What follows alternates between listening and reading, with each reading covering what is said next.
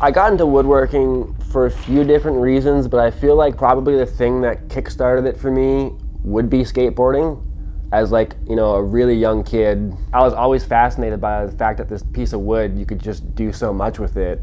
Even in high school, like having a really good wood shop to work in and build projects and like realize that I actually kind of had somewhat of a skill and I could do these things pretty easily for myself. Me and my friends built our own skate park when we were like 13, 14, 15, and that really just kind of ramped up the whole idea of like becoming a woodworker or a carpenter.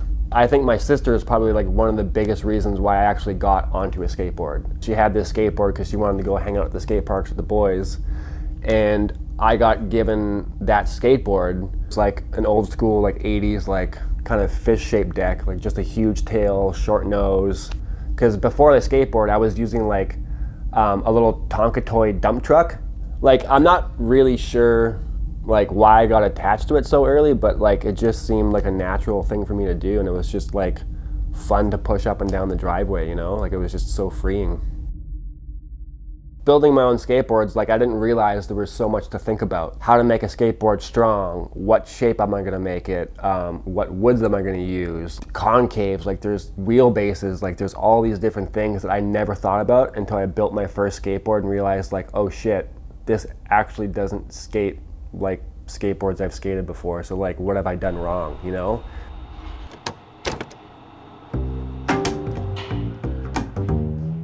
So typically you start with a 7-ply veneer. I've seen decks that have like 9 plies, but those are like a little bit too thick of a skateboard for my liking.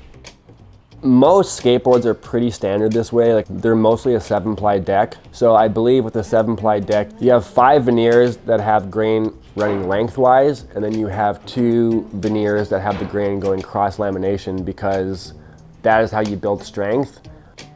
Yeah, like I even think now, like, I've built 2 skateboards. The third one, if I wanted to make it strong and not break, I would use a different kind of glue.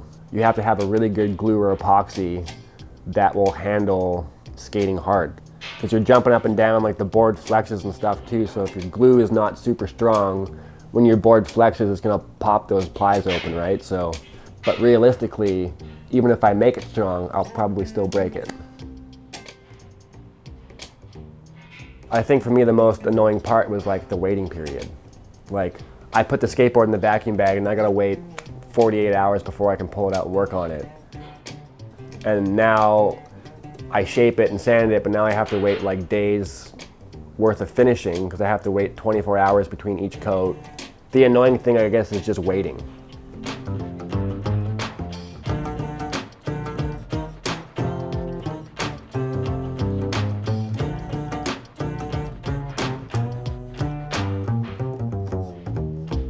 When I built this skateboard, I was kind of inspired by the first new snowboard I ever really bought.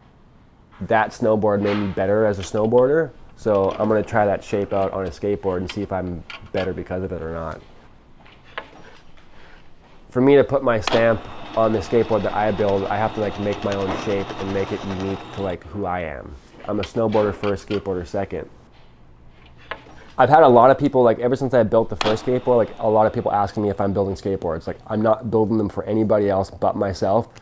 I could build skateboards for people, but I want to do it with my friends in the shop and just have it be like a thing that we do, and I can look back, when I'm like 80 years old or 90 and look back at that specific moment in time and being like, that was super fun. Like I did this with my friends. It wasn't about money. It wasn't about looking cool. It was just about like hanging out and building shit with your friends, like being a kid. There's something to be said about having a group of friends with you, and again, like you're just helping each other get better at doing something.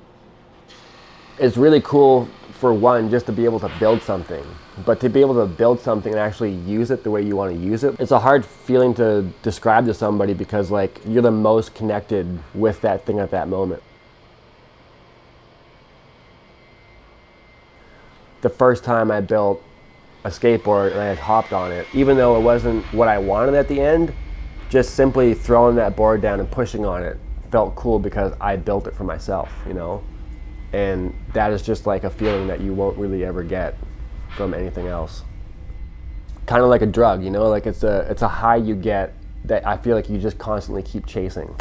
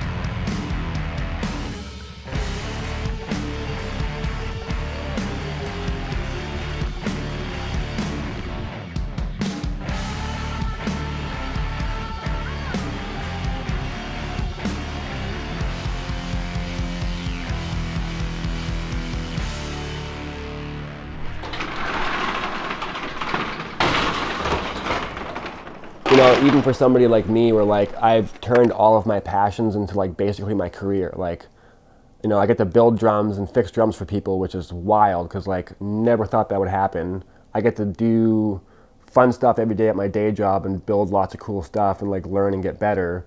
To some degree, I do so much of that stuff that like I've kind of like lost peace of mind I used to have with it. Once you do so much of that stuff, it's kind of hard to stay that connected with it. But I find with skateboarding, it's like the one thing I can do, not necessarily escape life, but to just be at peace for like a very short period of time.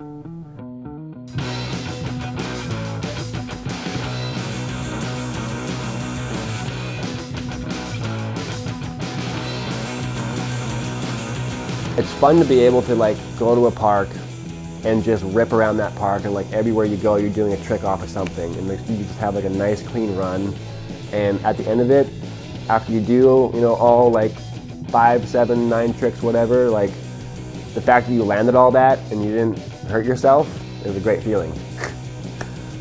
Because you know, like a lot of people do meditation and stuff, and people find ways of like, you know, just being at peace for a second. For me, that's skateboarding. It just allows my mind to just be clear of all thoughts. And that's why I love it so much.